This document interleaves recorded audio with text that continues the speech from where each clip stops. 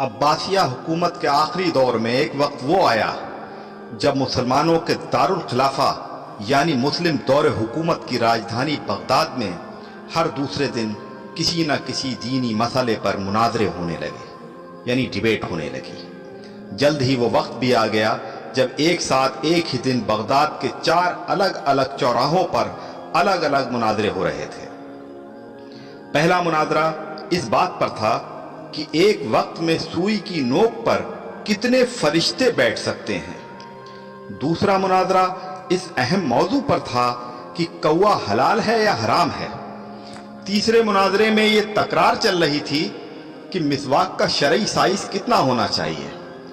ایک گروہ کا کہنا تھا کہ ایک بالش سے کم نہیں ہونی چاہیے، اور دوسرے گروہ کا یہ ماننا تھا کہ ایک بالش سے چھوٹی مسواک بھی جائز ہے۔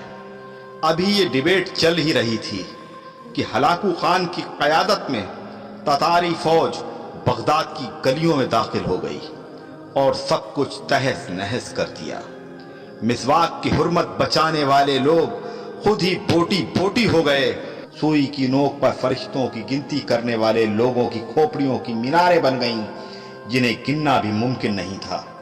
کوے کے گوشت پر بحث کرنے والوں کے مردہ جسموں کو کوے نوچ نوچ کر کھا رہے تھے۔ آج ہلاکو خان کو بغداد تباہ کیے سینکڑوں برس گزر چکے ہیں، مگر قسم لے لیجئے جو مسلمانوں نے تاریخ سے رتی برابر بھی سبق لیا ہو۔ آج ہم مسلمان پھر ویسے ہی مناظرے سوشل میڈیا پر یا اپنی محفلوں، جلسوں اور مسجدوں کے ممبروں سے کر رہے ہیں۔ داڑھی کی لمبائی کتنی ہونی چاہیے، یا پھر پائجامے کی لمبائی ٹخنوں سے کتنا اوپر کتنا نیچے شرعی اعتبار سے ہونی چاہیے۔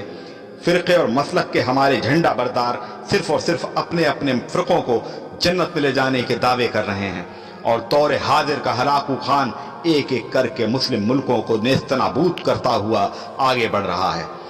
افغانستان، لیبیا، عراق کے بعد سیریائی بچوں کی کٹی پھٹی لاشوں کی گنتی کرنے والا کوئی نہیں ہے۔ بے گناہوں کی کھوپڑیوں کے مینار پھر بنائے جا رہے ہیں۔ آدم کی نسل کے نوجوانوں، بوڑھے بزرگوں کی لاشوں کو کوے نوچ نوچ کر کھا رہے ہیں، اور ہوا کی بیٹیاں اپنی عصمت بچانے کے لیے امت کی چادر کا کونا تلاش کر رہی ہیں۔